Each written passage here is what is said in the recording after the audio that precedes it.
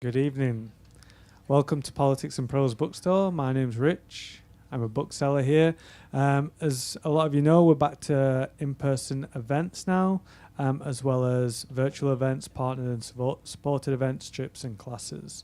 And for a full list of everything, you can go to our website, politics-prose.com, and we have handouts at the front of the store and a calendar that you can see there as well.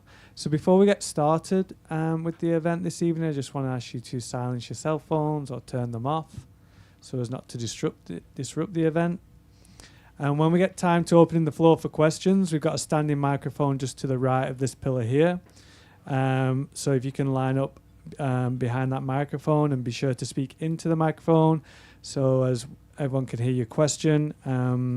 We are both audio and live recording today's program, so we definitely want to be able to hear it, and you can watch it as well on the Politics and Prose YouTube channel. So following the Q&A, we'll have a sign up here at this table. If you've not already got the book, you can do so down at the register. And then again, we'll have you line up to the right of this pillar here, and we will come by and ask for personalizations just to speed it up a little bit. So please have the books ready for us. And once the event is complete, we'll just ask you if you can help us out a bit and fold up the chair and just lean it against something sturdy. That would be a big help. Thank you.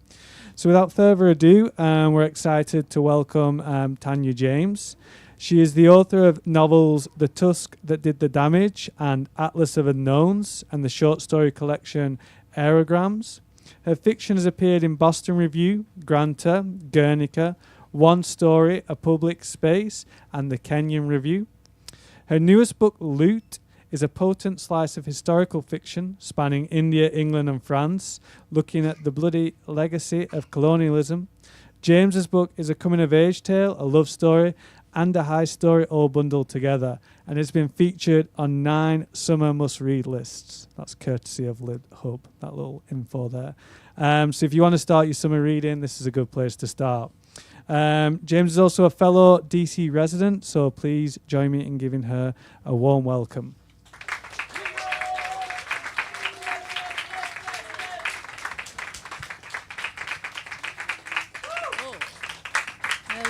Hello. Oh. I think so. How's this? Does this sound good? Hi, everybody. Oh, okay. How about that? Oh, that's better. Okay. Wow. Look at all these faces. Thank you so much for that introduction. My assistant. Is that better? Okay, that is good. That was like not Right covering there. your face. Thank you. Thank you. So thank you so much for that introduction. And to Politics and Prose, I love this bookstore. I would live here if I could. And thank you all so much for spending your Wednesday night with me. I know that's not easy. It's so fabulous to see so many faces from different parts of my life in one room. It's kind of like my own wedding, except sober. I mean, I think some of you are sober. I don't know.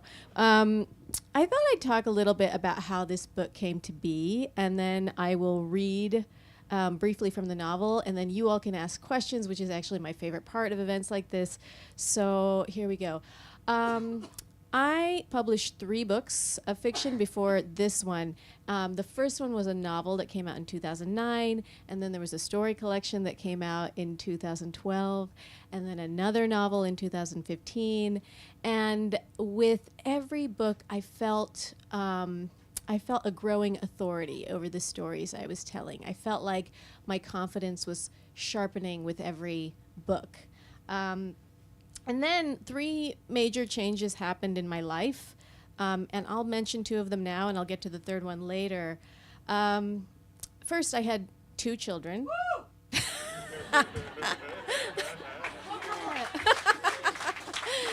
Hometown love. I had 2 kids in 2014 and 2018, and then I took a tenure track job at George Mason University's MFA program. Woo! Both of which were beautiful things. And I'm not just saying that because my kids are here and a lot of my students are here. They were extremely wonderful things, which also coincided with a period of real creative confusion in my life. The reasons for that are still sort of mysterious to me, but for whatever reason, a period of indecision set in. And I began to feel, for the first time, some uncertainty about what I'm supposed to be working on. So during that period, I wrote, I think, 2 full novels that, put simply, just failed to launch. And I think it was 2, but my husband insists that it was 3.5. I don't know why they didn't work, and I still am hopeful that maybe one of them will sort of resurrect itself one day. But all I know is that I was desperate for delight and adventure, and my writing just wasn't giving me either of those things. And then luckily, I came across Tipu's Tiger. Tipu's Tiger is an 18th century automaton that's composed basically of a 6-foot-long wooden tiger that's mauling the throat of an English soldier. And back in the heyday, when it actually worked, you could turn the hand crank on its side, and the tiger would grunt, and the soldier would groan and sort of flap its hand pathetically, his hand pathetically, to kind of defend himself. And all the while, organ music would be playing from inside the body of the tiger. And so what I learned was that Tipu's Tiger had been commissioned by a South Indian ruler named Tipu Sultan, who, as you may have guessed, hated the British East India Company. His kingdom, the kingdom of Mysore, fought a total of 4 wars against the British East India Company, which ended in this very violent and bloody siege by the British that effectively wiped out the capital city. And this was kind of a hinge moment in the history of empire, because until that time, the British East India Company controlled like 9% of the subcontinent, mostly in the north and the east. But they really were hell-bent on that southern peninsula. And the only things standing in their way were the Marathas and then the Mysore Sultanate of Tipu Sultan. So learning all this, I realized, to my dismay, I was about to write historical fiction. And it's not that I don't like historical fiction. I love the Queen, Hilary Mantel. I love Jim Shepard. I wouldn't be a writer if it wasn't for Beloved, which I encountered in high school, Beloved by Toni Morrison. But as you may recall, I had those 2 to 3.5 novels in the closet, and I was just kind of a little impatient by that point. I was sort of hoping the next novel would kind of be quick and easy.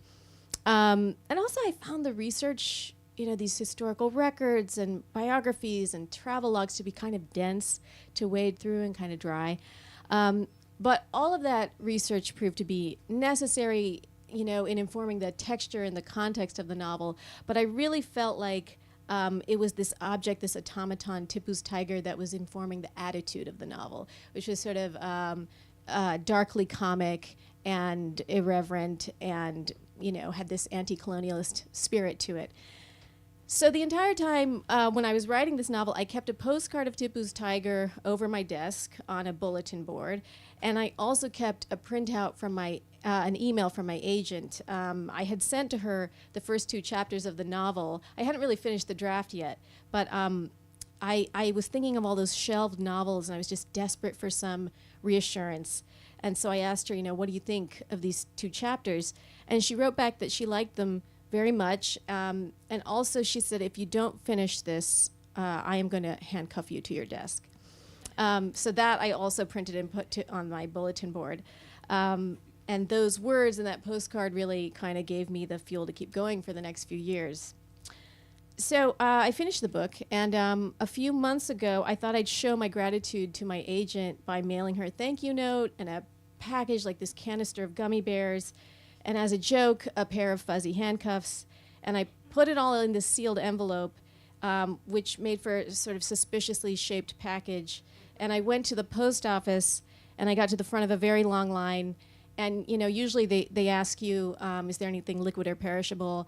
But this was for the first time in my experience with the U.S. Postal Service.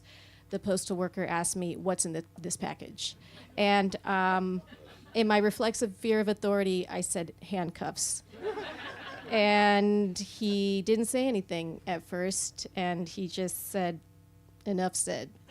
So anyway, we've come a long way, me and this book, and writing it was a delight and a refuge and a trust fall, and it is such an honor for me to be able to share it with you now. So I'm going to just read from the opening of the novel. The third and final change. Hello. Hi. I'm aging. So I'm going to read from the opening of the novel, and I tend to kind of jump around a bit, so it might be difficult to try to follow along in a physical copy. But we begin with a guy named Abbas, who is a poor woodcarver in 18th century Mysore. And he makes these small hand-cranked toys, which has been going well for him. They're pretty popular. But it seems that one of his clients, who is a eunuch, is an enemy spy. And now Abbas, who is innocent, might be caught up in that scheme. Let me see here.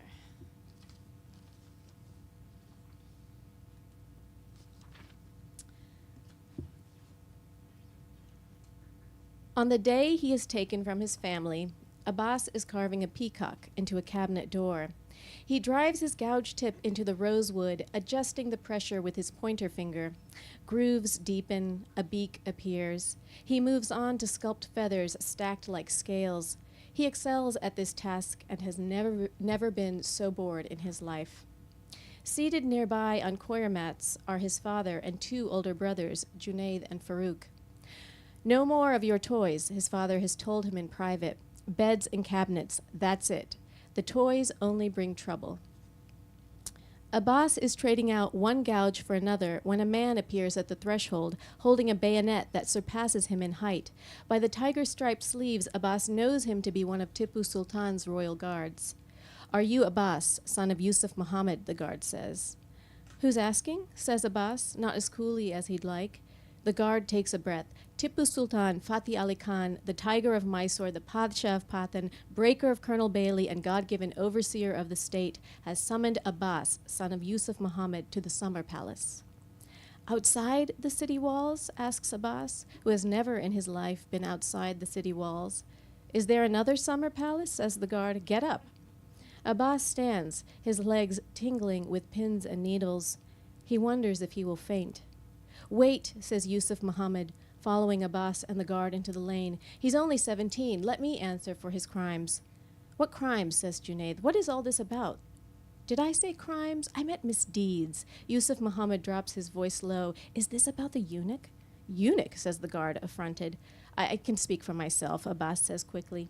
He follows the guard's instruction to walk 3 paces ahead, but does not grant his family a backward glance, knowing it is too late to explain himself or ask their forgiveness. Inside the summer palace, painted battles span the walls, dizzy with red-coated soldiers being skewered by Tipu's cavalry. Still other walls are painted in delicate climbing vines, florals of carmine and blue. No time to marvel. The guard directs him through forests of fragrance, sandalwood, teak, and around a corner where they come upon a hidden staircase. Up, says the guard. Abbas is surprised, having assumed that the only direction he would be going is down. At the top of the landing, he finds himself in a grand pavilion, propped by columns, every cornice frothing with scrolls and carvings. And there, at the far end, sits Tipu Sultan, leaning casually on a bolster pillow. You, with a yellow dhoti, says Tipu, confusing Abbas, for he had assumed his dhoti to be white. Come forward. As he approaches, Abbas notices a European, clad in a pajama and turban, sitting off to the right of Tipu Sultan. The European has a long pink face that brings a mandrill to mind. His eyes are squinty and golden brown, so clear they seem capable of seeing into Abbas's thoughts, specifically the one about the mandrill. Salam, says Tipu Sultan. Abbas bows, keeping his focus on the spurs of Tipu's leather shoes. Tipu Sultan's face is round and mild. He has the glower of a hawk, the chin of a mouse. He lets pass a long silence. You are the toy maker, says Tipu, finally. Yes, Padshah. Abbas clasps his hands. I am Abbas, son of Yusuf Muhammad. Tipu says, I knew an Abbas, son of Yusuf Muhammad. Everyone knows of that Abbas, son of Yusuf Muhammad, the general and traitor recently executed by strangulation. No relation, says Abbas. But you know another trader, I do believe. Your toys were very popular with the begum he worked for. Now we know why. She and the eunuch were in the pocket of that termite, Nana Fanavis. What I'll never understand is why anyone would trust a Maratha. Isn't it so, Musa? Indeed, it is their nature, says the European, in surprisingly smooth Kannada. Even a Maratha will not trust a Maratha. Tipu raises a finger. Another servant appears, carrying the wooden horse toy, the one with the painted Tipu Sultan on its back. Abbas feels sick. Did you make this? Says Tipu Sultan. Yes, Pacha. Tipu rotates the hand crank, studying the gallop. Abbas catches the eye of the European, who is staring not at the trotting horse, but at Abbas. This is not how a horse runs, Tipu says. You have the back legs and hind legs running in tandem like a dog's. Forgive me, Padshah. Your second offense is that you've made an effigy of me. Tipu points at his wooden self, one in which my legs have been made to appear ludicrously short. This offense is punishable by death. Really, anything is punishable by death if I say so. Abbas tries to plead for his life, but the words catch in his throat. At the outskirts of his vision, the columns begin to sway. In spite of your failures, Tipu continues, I see your natural capacity. So does my French friend here. This is Lucien du Leze, the greatest inventor in France. He has agreed to work with you on the making of Mysore's first l'automate. Tipu pauses. You're jiggling your head, but you do not understand. Musa? You may imagine it as a great moving toy, says Lucien du Leze. Abbas blinks at them both, trying hard not to jiggle his head. This is taking forever, Tipu says. Bring the gun. Du Leze unfolds his long legs. A servant hands him a rifle, and for a moment Abbas can feel the ghost of a bullet pierce his own chest. Wait, he says, putting up his hands, but Du Leze is turning the rifle around, inviting Abbas to look closely at the ornament on its sights. Et voilà. Du Leze, towering over him, points to a tiny bronze man pinned by a tiny bronze tiger. The two figures are marvelously detailed, such that Abbas can distinguish the boots and hat, those trademarks of the Europeans. You and I will make this, says Du Leze, out of wood and to human scale. I want it as tall as Lucien du Leze, says Tipu, and I want the teeth planted in the neck of the infidel. Tipu points to the exact coordinates in his own throat, adding that the automaton should also emit a growling sound. And music.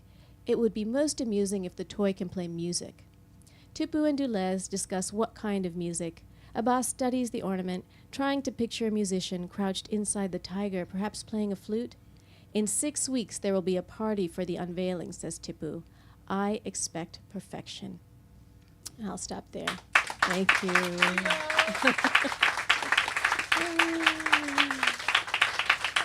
So, now is okay. Now it's time for questions if you have questions. I think the best way if you do have a question is to come to the mic so that the recording can pick up the question. Anyone? Yeah, Waverly, you're close to the mic. Perfect. Come on up. Are you going to make any more books? You know, that is a great question. And thank you, first of all, for being the first to ask a question, because that takes a lot of guts. I was working on a book right before, like maybe 6 months ago.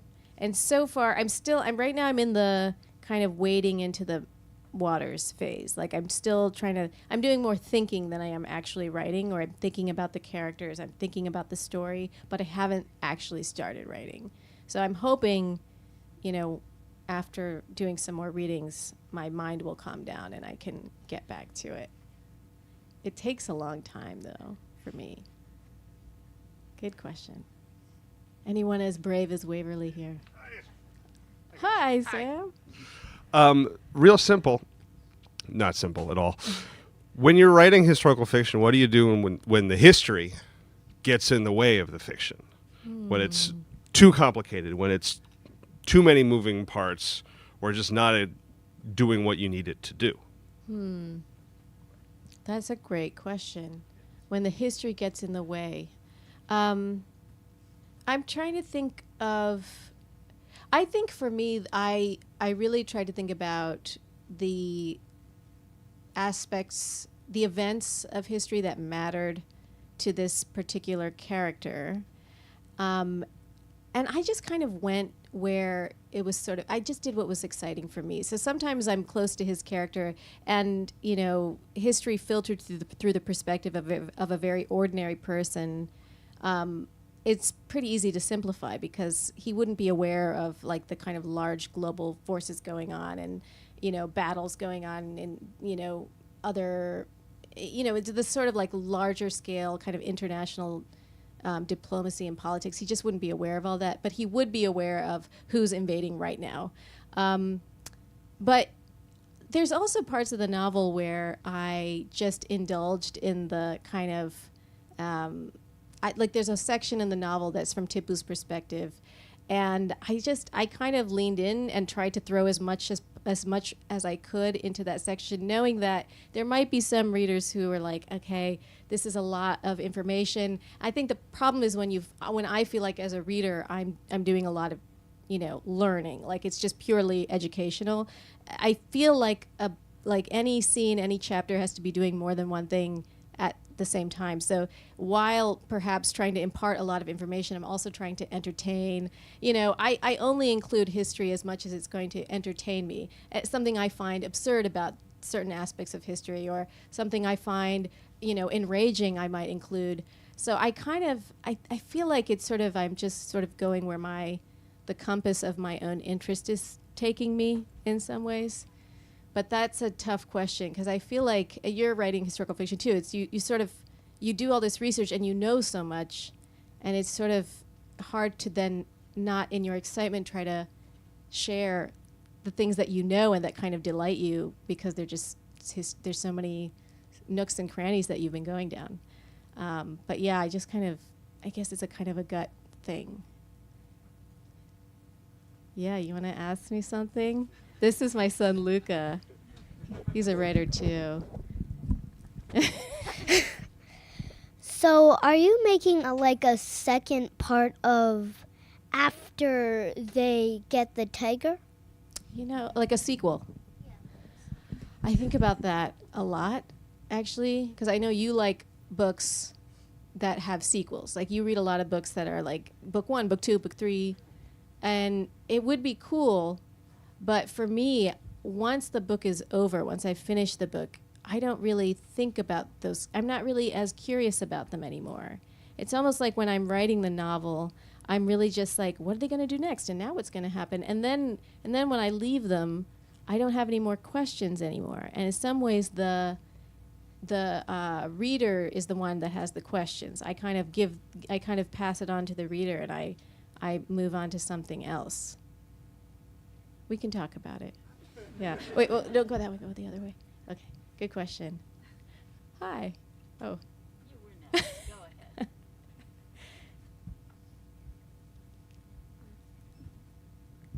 Did your children give you any inspiration for this book? Luca. Yeah, he's always asking me to write a children's book, and so far I haven't really met that expectation, but yeah.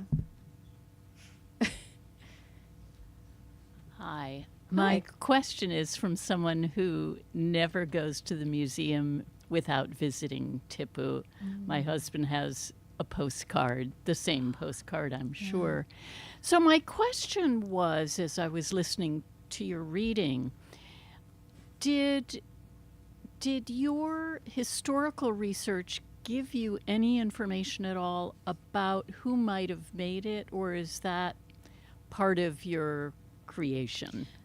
I really tried to find out who might have made it, and I couldn't find anything about the makers. The only thing what I found out is probably what you already know, which is that the inside mechanics of it, the organ, the kind of this sort of different systems and gears and pulley systems, those were European inventions, and so they're attributed to Tipu had a lot of French people and English people at his court, because he really was attracted to European innovation and technology.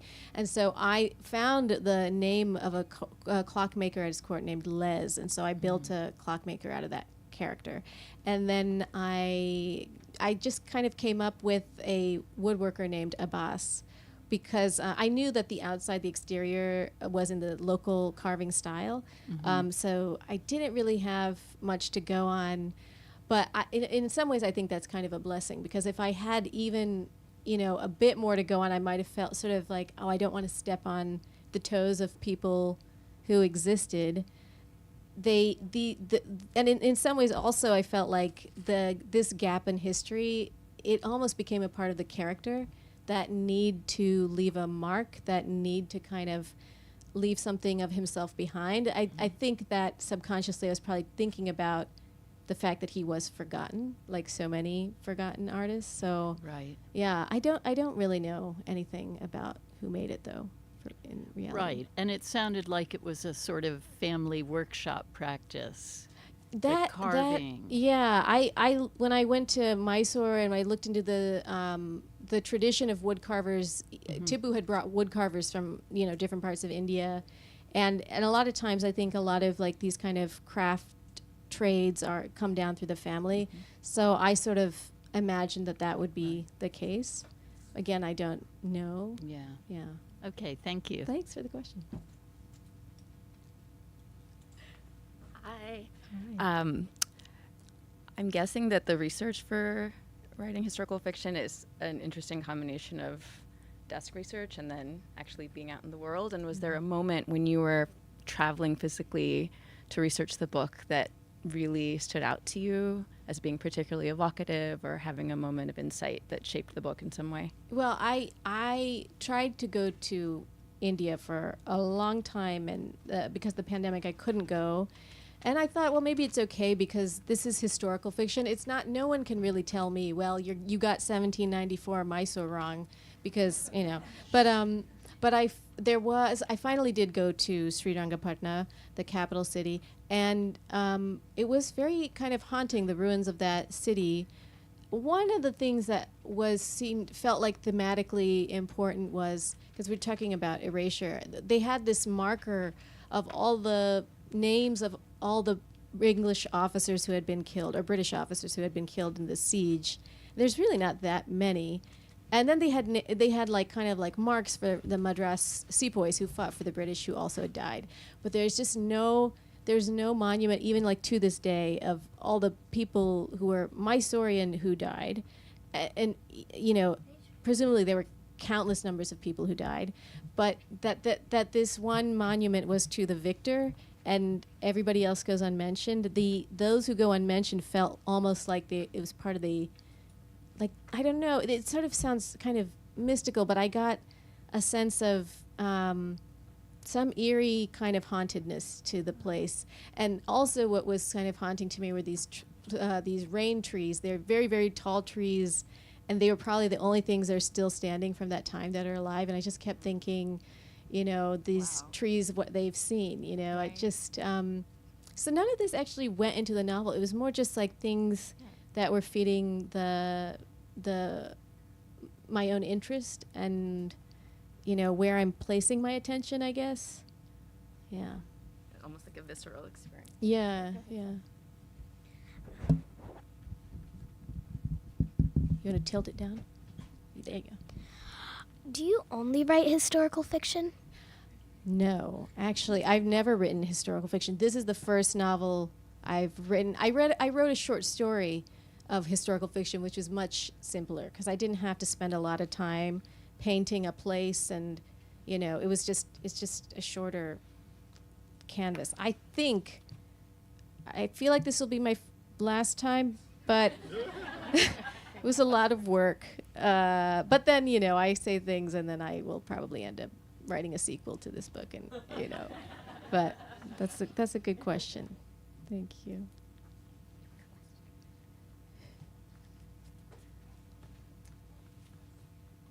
Hey T. Hi.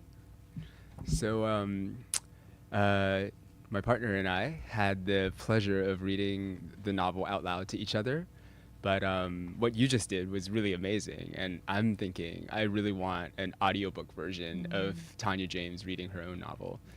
Like the comedic timing and like the pace of the sentences are just really wonderful read out loud. Thank you. And so my question is, you know, in your editing process, like how much does the sound of the paragraph come into your assessment of like what changes? I mean, I think I don't actually read my work aloud when I'm editing. I know of people who do that, and I sometimes start doing that, and then I quickly get tired of I'm coming across as very lazy in this talk, I feel like. But I feel like rhythm matters to me, but it's almost like the rhythm, it's my eye that's picking up on the rhythms. I don't read aloud to kind of, sometimes here and there, so for example, I wrote, there's a middle section that takes place at sea. It's an epistolary section, and it's all in diary entries, and I was just getting kind of bored, and one time I decided to kind of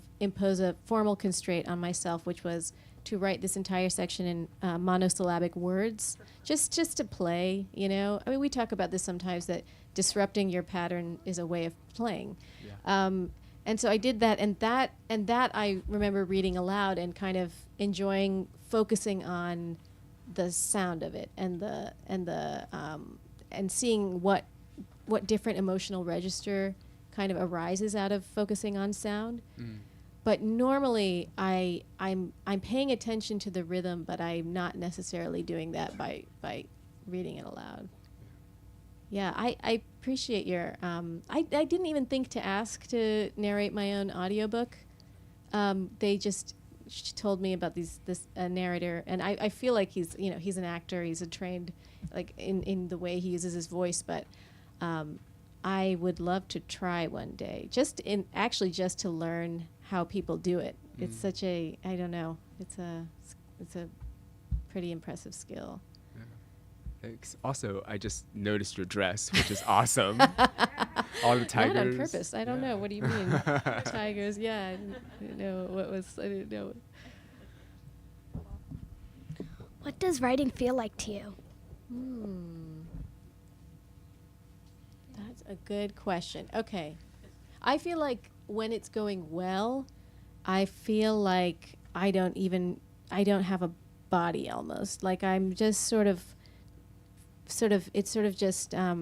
I'm not aware of myself. I'm not aware of what I'm wearing. I'm not really paying attention to, I'm not even paying attention to the typing part. It's almost, this is very rare. Like this is when it's just the best. It feels so good to just be, it's almost like a flow state. But most of the time, it feels like I'm kind of like pushing something along, especially when I'm writing the first draft of something. And those parts aren't as fun, but the fact that I get to experience those brief moments where it's just sort of kind of flying, that makes all the hard part worth it, I think. Yeah. And you said it was rare, but has it happened before? Because you described it. Yeah, it does happen. It happens. I don't know how often, but it's rare. But yeah, it happens enough that I keep going. I keep trying. Yeah.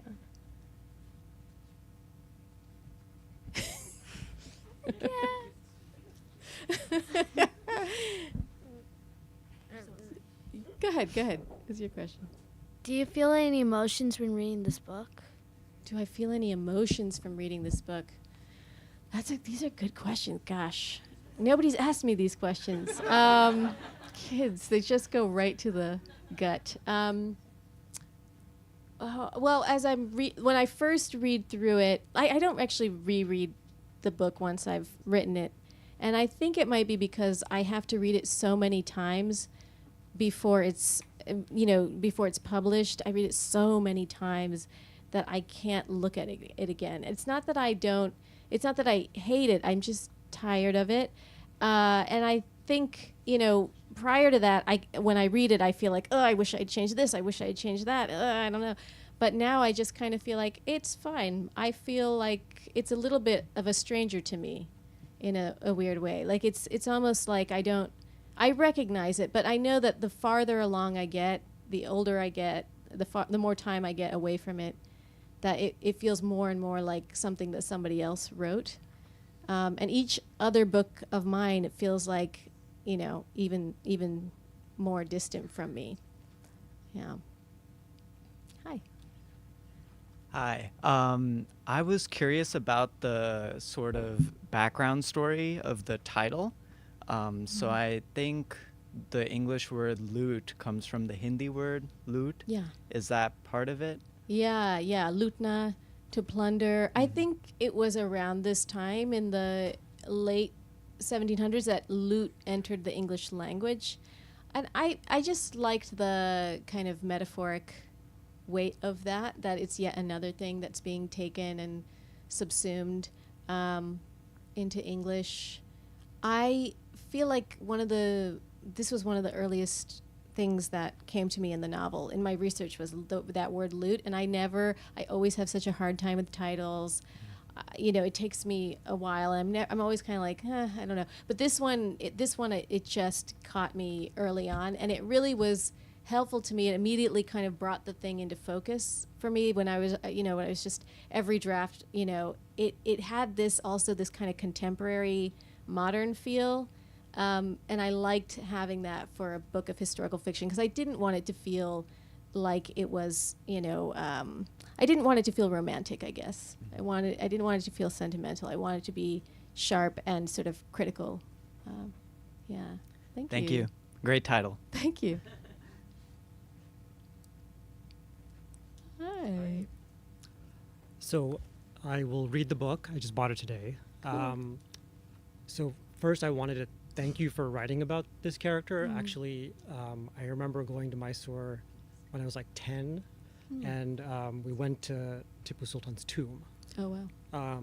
And I remember our tour guide just being very, they really hold him up as someone who resisted the East India Company. And I remember thinking, I would never have learned about that side of history, the active resistance part, as opposed to the passive resistance. So my question was, what do you think his legacy is, and what do you think it should be? Because I think he's a character that not many people know about, but I think he matters so much to certain people in southern India.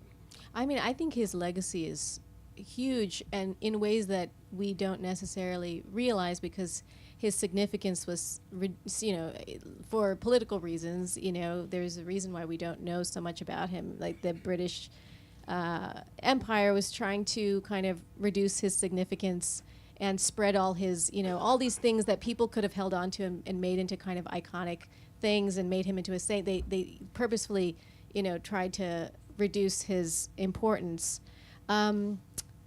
I think his legacy in Mysore, for example, he started the sericulture industry there, he imported silkworms from China. The silk industry is still, most people know the Mysore silks are still very famous. I mean, he did a lot of development in technology. He developed this really powerful rocket, which then this Englishman named William Congreve, he saw the design and he decided to make it the Congreve rocket. So there are just ways in which his influence is just all over in ways that we don't see because he's not remembered for them.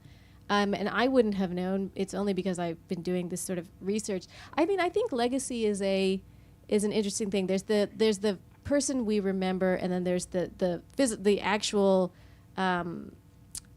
specific things like the rockets and the silk industry.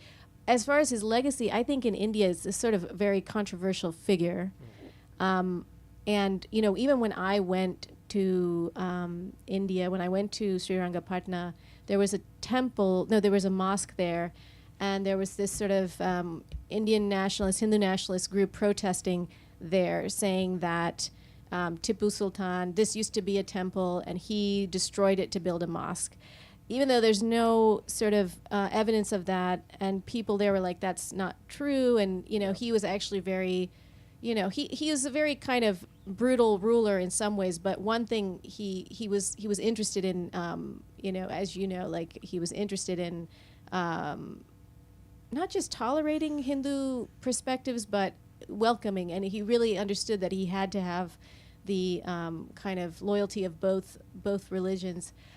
So I think that nowadays, I think that right now India is in a strange spot politically, very much ruled by kind of Hindu nationalist sentiment, and so Tipu Sultan, I don't think he's really regarded as some kind of heroic resistance freedom fighter or something like that. Right. I think he's somewhat controversial.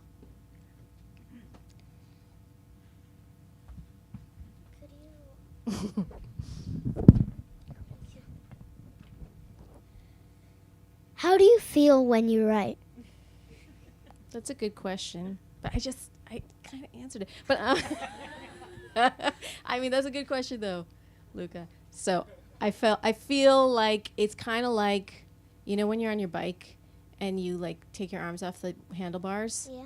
It's kind of like that sometimes, and that's that's when it's good. Okay. Thank you. Anyone else above 5 feet want to ask a question? I have a question. So you're Indian American. Mm-hmm. I'm wondering if your your sense of your Indianness or your Americanness, how it played out when you're writing this story that takes place in India and is about the theft that happened. Do you feel more Indian? Do you feel like at a remove from it? I'm just wondering about that. Well, that's an interesting question. I feel like I did not think of myself. I did not think about my Indian identity as I was writing the book. I did think about my identity as a Malayali. I'm from Kerala, because one thing when a cousin of mine, when I told him I was writing about Tipu Sultan, he was like, "Do not make him into some kind of hero," because he was very aggressive in the surrounding areas, which included Kerala. He was very aggressive, and one thing I thought about probably more than myself. I just kept thinking, how do I get across all the dimensions of this character? Because I know that he means so many different things to so many different people. I wasn't really thinking about. I'm trying to think if at any point in the novel I was thinking of myself in terms of being an Indian or Indian American. I was thinking more about the various identities and kind of regional identities that people hold in the novel. And I was thinking of my own regional identity too, as I was trying to portray him. But all those kind of different pulls and the ways in which we're ruled by them, I think, yeah. Hi. Echoing that question, I've gotten a little bit to know about your background and your family's background from work, and was curious if you imagine you'll write future books that maybe draw inspiration from your own life and own cultural upbringing, and do you also draw inspiration from watching your kids grow up here? I do. I mean, I think I do think that probably the short stories, every so often throughout the writing of the novel, I would pause when I was kind of tired of working on the novel. I would work on a short story, and those stories more often than not would draw directly from my life, and I felt like, in some ways I'm still trying to grapple with motherhood, and I wrote almost all these stories had something to do with motherhood, but they were also kind of surreal, and one of them involves a Neanderthal, another one, I don't know, they're all just kind of surreal, and I think that's I'm still perhaps the only way I can process the surrealism of the experience of being a parent is to kind of write a surreal story. So I do feel like my short fiction has been veering towards my own experiences. I could see myself writing a novel that involved me more directly. I mean, I think in this novel, I feel like my presence is there, but it's really in the narration, which in other books I haven't done as much. I haven't been as present in the narration, but yeah. What do you mean by that? Well, I mean, I I'll sort of interrupt a scene or interrupt a moment to say, to just point out something kind of absurd or something I think is kind of strange, or I feel like my opinions about history or politics come across a little more strongly than I have done before. Before, the narration would be a little bit more neutral, I think. Yeah. Oh no, please go. No, I am so serious. All right, Luca, here you go. The thoughts. Please. He's gathering his thoughts. It's okay. Go ahead. Delaney, go ahead. Get it together. I know. I was afraid to ask a question because every single thing everyone's been saying, I'm like, oh, so much better than mine.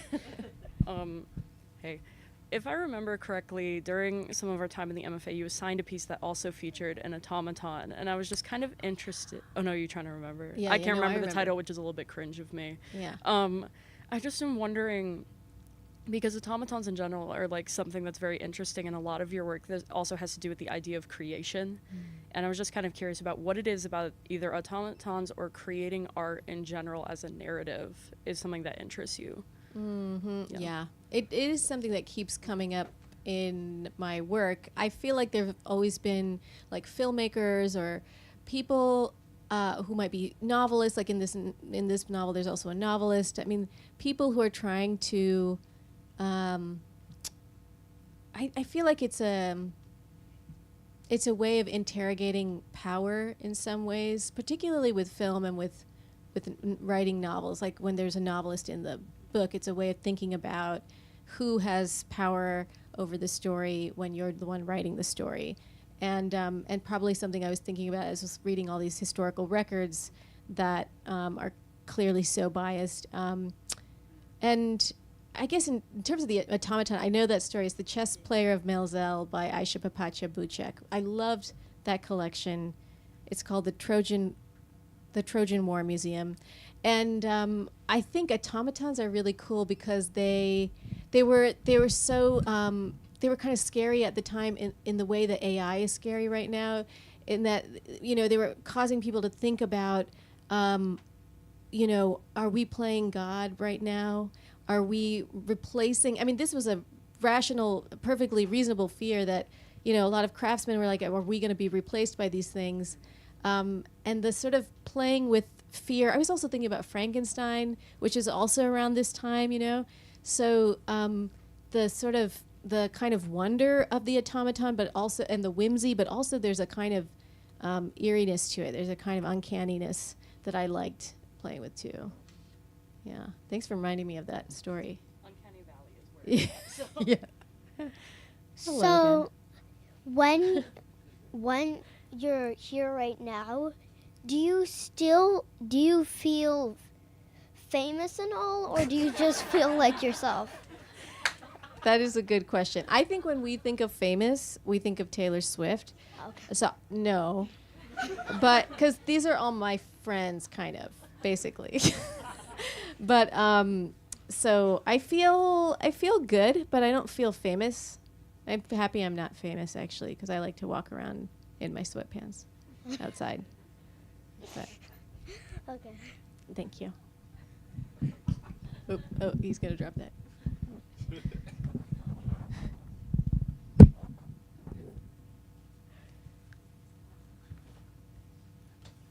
I had one question. Sure. I don't know. Are we at time? No, Okay. we're fine. Okay. I was just wondering, I think one of the things that I find really interesting is sometimes when something just in life or working on a project that feels like bad news turns out to be actually incredibly good news. And I was wondering if anything like that happened while you were writing. Yes. That is a good lesson. I mean, that is a common thing. So one thing that I thought was going to happen in the novel was I thought Abbas, who's the woodcarver, I thought, okay, halfway through the novel, he's going to die and he's going to become a ghost. I had planned a whole course called Haunted Fictions, which many of you have taken, thinking, this will be a great way for me to learn. And, so I write this whole novel, the second half where he dies, and he's a ghost, and I couldn't figure out how could I make it realistic that this character is going to have all these adventures. Well, I just have to make him not real. And then I gave it to a reader, and she was like, I love the first half, and then she's like, this ghost stuff, what? I do not get it. I mean, she literally said, I don't get this. Like, I hate it. And so I just thought, okay. One thing I've gotten better at is over time is that I have gotten better. It still hurts the same way as it did in grad school when someone says hated it. But I think the thing that's changed is that I can kind of recover more quickly. And I can kind of I can feel the pain and then just bounce back a little bit more quickly than I used to. And so I just thought, okay, I just need to liberate myself from this idea that I need to convince the reader by making it realistic. Because, there's this whole tradition of the picaresque where characters go on all kinds of adventures and they go here and they go there and, why not? Why not for this character? And if I can say it with authority and if I can convince you through the authority of my voice, hopefully, fingers crossed, you'll go with me on this journey. And, as it turned out, that actually that it wasn't as heavy a lift as I thought it would be. And I often think that I worry more about the things in the novel. Sometimes I worry so much, I fixate on certain things, and I'm like, the reader will never go with me on this. And then the reader's like, no, they don't even mention it. They don't even bring it up. And then there's this other glaring error that I didn't realize was so terrible. So anyway, yeah, that's one huge one where it was a huge mistake. There's a question here. Go Hi. Hi. Well, I haven't read it yet, but I'm excited to read it. So this question teeters on the assumption that the cast of characters is sort of extensive. Mm-hmm. And sort of piling on to what you're talking about, some obstacles that came up while drafting. I'm interested if there were any characters that you struggled to characterize, and how you sort of got over that obstacle, how you got to know your characters better. Yeah, that's a good question. I mean, I think I really was worried a little bit that the kind of, there's a Lady Selwyn who's the sort of owner of a country house, an English country house, and I just was like, I really don't want her to be Downton Abbey lady. There's all these kind of these sort of pop cultural reference points I have, and those are the first places my mind is going to go as to okay, she's going to be the type of person who says this, and she's going to carry herself this way. I mean, part of that is just cultural. That's just etiquette, or that's just the way the sort of rules of society. But on the other hand, I just kept that those kind of things were hard for me. I didn't want her to be the stereotypical kind of Orientalist, white lady who completely, is, just has huge blind spots about her own power. At the same time, I wanted to be a product of her time. So I just felt like it's about kind of finding the idiosyncratic kind of things about that character. And one thing that unlocked that for me was that she's having an affair with her butler, basically. Not butler, her steward. He is Indian. And that sort of kind of bedroom intimacy gave me a totally different way of looking at her and thinking about, her vulnerability and her need for love and her physical desires. And that was just kind of another way to sort of play with that character. So I felt like there were characters like that who I just was like, oh God, I don't want to do the Cockney thing, the weird accent or something. So I was just trying to find that some memory or something that instantly I can feel them kind of taking shape in a more human way. Yeah. Were you going to ask a question for your? Okay. Can we ask at the end? Okay. You want to ask a quick one? You want to ask a quick one? Okay. Go ahead. How do you feel when you're talking? Like how does your breath feel? I love that question, Sajid. Actually, my breath was feeling kind of shallow right now because I was holding my breath and watching you. And being like, are you okay? And now, because you said the word breath, I'm breathing. I think everybody took a breath, so that's good. Thank you. Hi. Can you hear me? Yeah. Yeah. So I've been wondering about the narrative voice. Given that you were coming out of two 3.5 projects. This narrator's voice is playful but opinionated and snarky, and it's such a pleasure to read. And I'm wondering how you arrived at it. Did you have that, aha moment of like, this is the voice that I'm going to carry forward? Yeah, I did. Actually, I was writing that opening scene, and at some point I addressed the reader. Like he's looking at something, and he's getting curious about this pigeon, the way it's moving and the way its neck is moving. And then I did a parenthetical, and then I just sort of addressed the reader, which I did not plan on doing that. And I'm sure you've had this experience too, where the story is just kind of running past your control a little bit, and you're sort of like, I didn't plan on that. I don't know if this is going to work, but it's kind of fun. I think that those sort of moments were just fun for me. I didn't know if I could make it consistent throughout the novel. In fact, I don't think it's completely consistent, but I just was like, oh wait, like I really want to reflect some of the whimsy of this object, this automaton. Like that, I wanted the attitude of this novel to have some kind of like, you don't know what the tone is going to be, or you don't know what to quite make of that sort of, bringing the reader into the book, and in some way kind of challenging or subverting certain things about historical fiction that I have read, like, oh, this is the authoritative version of it. So yeah, those kind of moments, it happened early on when I was writing, but I then just kept trying to find ways I could do that, or moments I could do that. Thank you. Let's just, okay, does anybody else have questions? Yeah, do you want to ask the last question? Yes. Okay. All right. We should have had a kid's mic.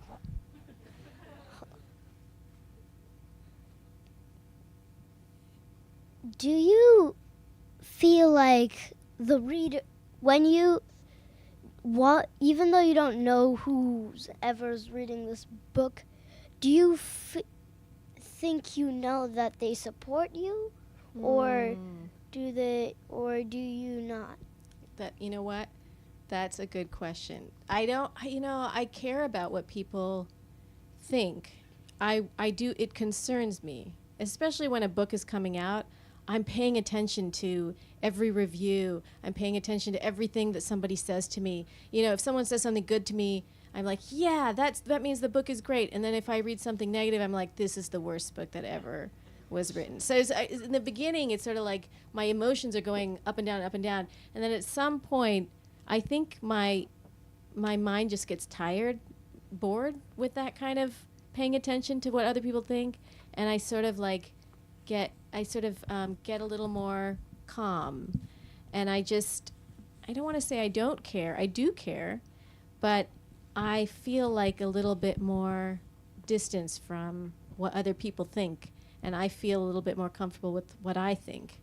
So other people's feelings matter a lot to me in terms of the book, because I feel like books are only, the book is a conversation with the reader, so I care about what the reader is experiencing too.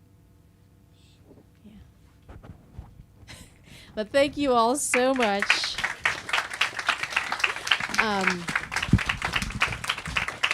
I'm going to be up here.